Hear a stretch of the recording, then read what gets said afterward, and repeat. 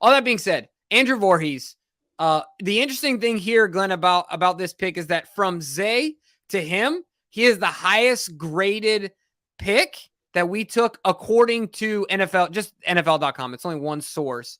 But I think that that's impressive because he was our last pick, right? If you guys haven't seen his viral video, he tore his ACL during the combine within a matter of 24 to 48 hours, went on the bench press at the combine and put up 38 reps.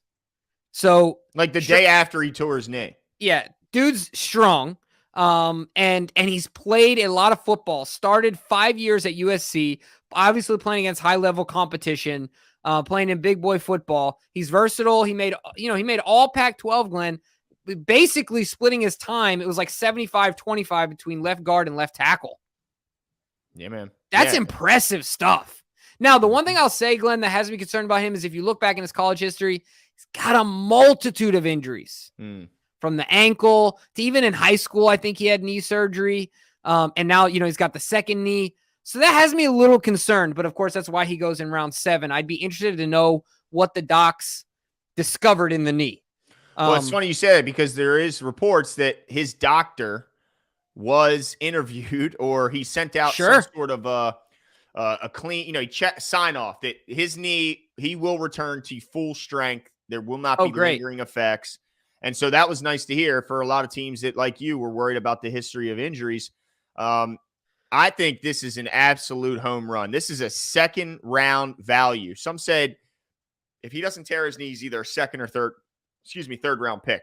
They got him in the 7th round. And in doing so, by the way, Jimbo, they didn't have a 7th round pick. So let's just remind people they traded next year's 6th to get back into the 7th round this year. So they're looking at this as next year's 6th round pick, and they got a 2nd round value for it because they don't expect him to participate this season, and that's absolutely fine because most 7th round picks, if they even make your team, that's an accomplishment, much less participate or do much more than an occasional special team snap. So this is for the future, but he is absolutely the left guard of the future for this team. You put up 38 reps a day after you blow your knee out. You can't even put your leg on the ground, ladies and gentlemen. Not that you use your leg for bench pressing, but I don't know anyone who has their legs up off the ground. It definitely doesn't help having your leg up.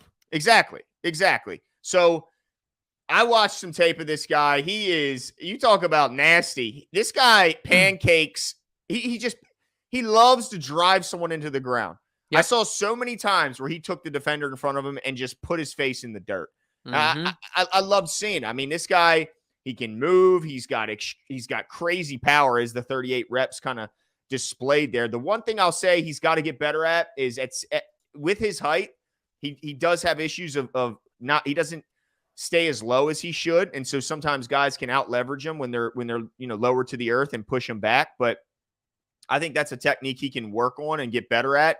As long as, of course, his knee is healthy and he can get back to the flexibility he once had. But I think this was an absolute steal. He's going to be the left guard of the future, and the right guard will be a toss-up between, both. Now, Fa'alele, he's Polynesian too, right? So we're going to have two big Polynesians fighting for right guard and swing tackle. And so, yeah, man, I thought, in my opinion, Jimbo, you want to talk about what's the steal of the draft for the Ravens? It's hands down Andrew Voorhees. 100%. Zay and Vorhees, like the bookends. I mean, to get Zay at 22. Yep.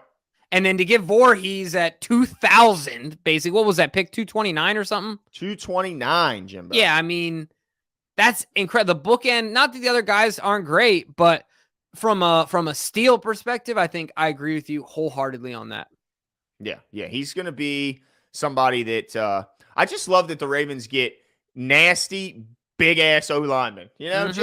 Just a big, mean guy. That's what I want. Because remember, it wasn't terribly long ago. We implemented the zone scheme around here, and we got a bunch of undersized, quick-footed, position blocking guys where they just kind of put their body in between and hope to delay them long enough to where the running back can squirt through. But I like big, nasty, mean guys that just want to drive you into the ground and just try and bury you. Yeah, the one thing that I noticed about both of these linemen that I liked is that it says they both look for extra work when their assignment is completed. That means they just like smashing people. Like, It's like, oh, this was awesome. Where's the next? And you know what? You're so right about that, Jimbo, because when Andrew Vorhees would see someone already engaged with, say, his left tackle and see, oh, I get to blindside this. He doesn't see me coming.